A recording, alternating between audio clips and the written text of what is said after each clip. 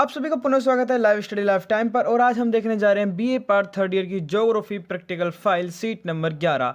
और जो आज हम विधि करेंगे उस विधि का नाम है समदूरस्थ बेलनाकार प्रक्षेप विधि। इसकी जो कैलकुलेशन है वो इसी प्रकार रहेगी। जो इसका डायग्राम बनेगा वो कुछ इस प्रकार का बनेगा। ये किस प्रकार बनेगा हम विवरण के साथ देखेंगे वीडियो में आगे में। लेकिन शुरू करने से पहले अगर आप नए हैं तो चैनल को सब्सक्राइब कर ले, वीडियो को शेयर करें, लाइक करें और बेल आइकन ऑल कर लें, क्योंकि मैं बीए से रिलेटेड वीडियो बनाता रहता हूं। तो अगर बीए से रिलेटेड वीडियो आपको चाहिए तो चैनल की प्लेलिस्ट में जाकर आपको BA first year, second year, third year से रिलेटेड सभी वीडियो मिल जाएंगे। तो चलिए शुरू करते हैं।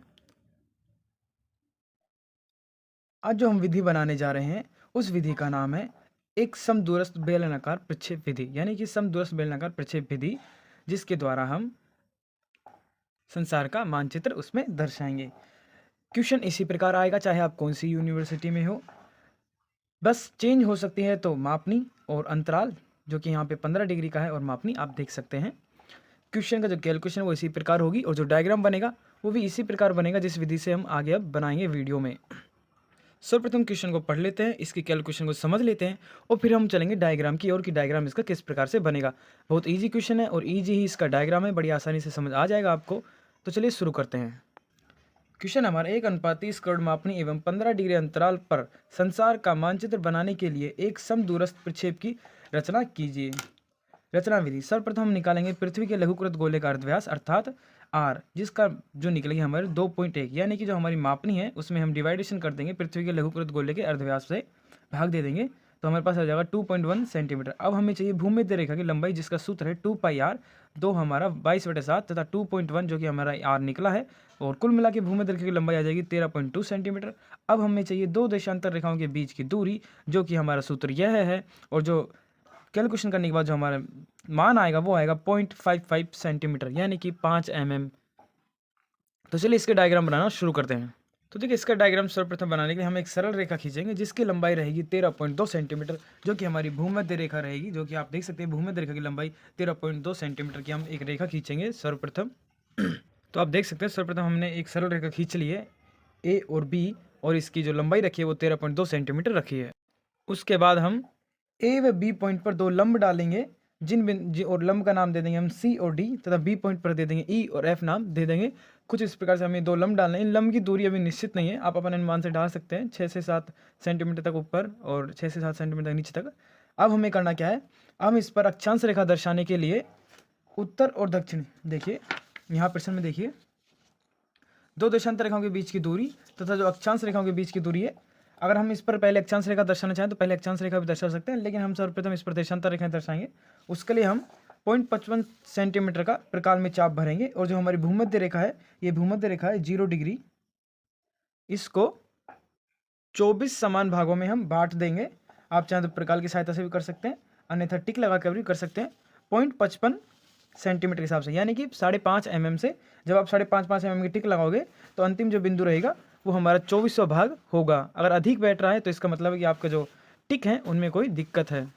इस तरह हम इस पर देशांतर रेखाएं दर्शाएंगे, और इसी प्रकार हम इस पर अक्षांश रेखा दर्शाएंगे। अक्षांश रेखा दर्शाने के लिए ए पॉइंट से, तो ठीक अक्षांश रेखा भी हम इस पर इस प्रकार दर्शाएंगे, जैसे ए पॉइंट पर हम 6 चाप ऊपर काटेंगे यानी उत्तर की ओर, और 6 ही चाप दक्षिण की ओर काटेंगे, वही 0.55 mm या 5 mm 0.55 सेंटीमीटर के। तो हम सर्वप्रथम अक्षांश रेखा दर्शा लेते हैं। इससे ये होगा जब आप पहले देशांतर रेखा दर्शाएंगे तो उसकी लंबाई आपको फिक्स नहीं रहेगी, जिसके कारण बाद में आपको इरेजर करने की दिक्कत आ सकती है और आपकी शीट खराब हो सकती है। इसलिए हम सर्वप्रथम इस पर देशांतर रेखा दर्शाएंगे। देशांतर रेखा दर्शाने के लिए फिर से बता दूं, ए पॉइंट पर रखकर आपको प्रकाल में 0.55 सेंटीमीटर का चाप भरना है, अर्थात 5.5 mm का, और 6 चाप ऊपर काटने हैं ए पॉइंट से, और 6 चाप नीचे काटने हैं, और इधर भी ऐसे इधर भी ऐसे ही, और दोनों को मिला देने हैं समानांतर ए और बी के। ये हमारे अक्षांश रेखा दर्शाएंगे। तो देखिए कुछ इस प्रकार हमने अब अक्षांश रेखाएं दर्शा दी हैं। 6 डिवाइडेशन कर लें, 6 ऊपर और 6 नीचे, और ये हमारी कुल 12 अक्षांश रेखाएं दर्शा दी हैं। और हमने पॉइंट का नाम दे दिया सी डी ई और एफ, ये हमारी 0 डिग्री हो जाएगी। फिर ये हमारी जो हमने अंतराल लिया है, आप देख सकते हैं क्वेश्चन में 15 डिग्री का अंतराल हमने लिया है, इसलिए हमारी 15, 30, 45, 60 इस प्रकार से ये अक्षांश रेखाएं हो जाएंगी। अब हम इस पर देशांतर रेखाएं दर्शाएंगे। देशांतर रेखा दर्शाने के लिए मैंने आपको पहले ही बताया था, वही ए बी रेखा को, भूमध्य रेखा को 0.55 सेंटीमीटर का प्रकाल में चाप भरकर 24 समान भाग या फिर 24 चाप काटेंगे, जिसमें ये समान 24 जो चाप कटेगा वो लास्ट बी बिंदु पर कटेगा, यानी ये 24 भागों में बट जाएगी। तो देखिए या तो आप इस पर प्रकाल की सहायता से 0.55 सेंटीमीटर का चाप काट लें, या फिर स्केल की सहायता से आप 55 सेंटीमीटर की टिक लगा सकते हैं। इसमें मैंने स्केल की सहायता से टिक लगाई, क्योंकि प्रकाल से चाप काटने पर 1 mm का अगर अंतर भी आ गया एक एक चाप में भी, तो लास्ट तक हमारा जो पॉइंट आता है उसमें बहुत कम मान बचता है, या फिर वो पहुंचता नहीं है, या तो अधिक पहुंच जाता है या फिर कम हो जाता है। इसलिए मैंने स्केल की सहायता से किया है।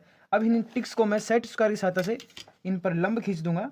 अब अगर आपके पास सेट स्क्वायर नहीं है तो आपको एक मेहनत और करनी पड़ेगी। आप जिस प्रकार आपने ए और बी पर 12 टिक लगाए, उसी प्रकार आप सी और ई पर लगा लें, और फिर दोनों पॉइंट्स को स्केल की सहायता से मिलाकर इस तरह से देशांतर रेखाएं दर्शा सकते हैं। लेकिन हम अगर आपके पास सेट स्क्वायर है तो सेट स्क्वायर की सहायता से आप कुछ इस प्रकार से रखकर, सेट स्क्वायर से यह फायदा होता है कि हम किसी भी बिंदु पर 90 डिग्री का कोण या फिर रेखा खींच सकते हैं। जैसे अब मान लीजिए पॉइंट था, तो मैं इस पॉइंट से इस तरह रखकर, जैसे कि सर्वप्रथम इसी से शुरू करते हैं,